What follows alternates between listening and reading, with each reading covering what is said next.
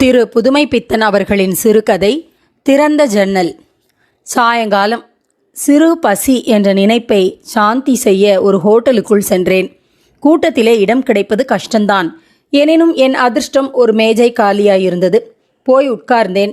என்ன சார் வேண்டும்? ஏதோ வேண்டியதை சொல்லிவிட்டு என்னத்தையோ பற்றி யோசித்து கொண்டிருந்து விட்டேன். அவன் வைத்துவிட்டு போனதையும் கவனிக்கவில்லை. மறுபடியும் என்ன சார் வேண்டும் என்ற குரல் கேட்டது. முன்பே சொல்லியாகிவிட்டதே என்று நினைத்து திரும்பினேன். அவன் கேட்டது என்னை அல்ல, என் எதிரில் இருந்த ஒருவரை. மெலிந்த தேகம், கிழிந்த சட்டை. ஆனால் அழுக்கில்லை, கிழிசல் தைக்கப்பட்டிருந்தது. 2-3 வாரம் கத்திப்படாத முகம். சோர்வடைந்திருந்தாலும் கண்களில் ஒருவித பிரகாசம் தென்பட்டது. கீழே குனிந்து மேஜைக்கு அடியில் இருந்த கைகளை கவனித்துவிட்டு ஒரு பெருமூச்சுடன், அது மிக மெதுவாக வந்தது, 1/2 கப் காப்பி என்றார். முகத்தில் பசி என்பது ஸ்பஷ்டமாக எழுதியிருந்தது. கையில் சில்லறை இல்லை போலும். இதனால் தான் கீழே கவனித்து பார்த்து கொண்டார். பார்ப்பானேன், நினைவில் இல்லாமலா போய்விடும்? யாரோ என்னை போல் இலக்கிய உலகத்தில் வேலை செய்பவர் என்ற முடிவிற்கு வந்தேன். அவர்களுக்குத்தானே இந்த கதி வரும். சகோதர தொழிலாளி என்ற பாசம் ஏற்பட்டது. உதவி செய்ய வேண்டும் என்ற ஆசை. தர்ம உணர்ச்சியால் அல்ல, சகோதர பாசத்தால். எப்படி ஆரம்பிப்பது? கோபித்துக் கொள்வாரோ என்னவோ. பக்குவமாக சொல்லி பார்த்தால் என்ன குடிமூழ்கி போகிறது?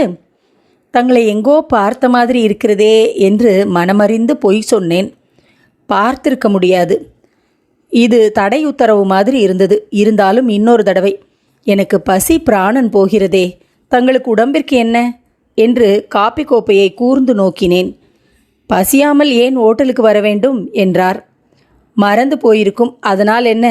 நீங்கள் இன்று என்னுடைய விருந்தினராக இருக்க வேண்டும். இன்று என் பிறந்த நாள் என்றேன். காசை கண்டபடி இறைக்காதேயும் என்றார். பாதகமில்லை, தயவு செய்து.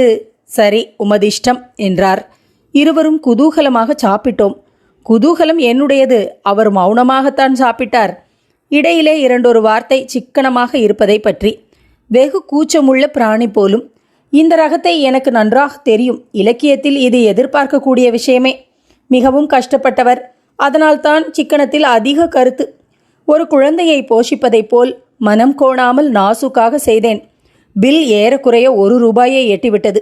எழுந்திருந்தோம். மௌனமாக அவர் முன் சென்றார். பணத்தை கொடுக்க சில நிமிஷம் தாமதித்தேன்.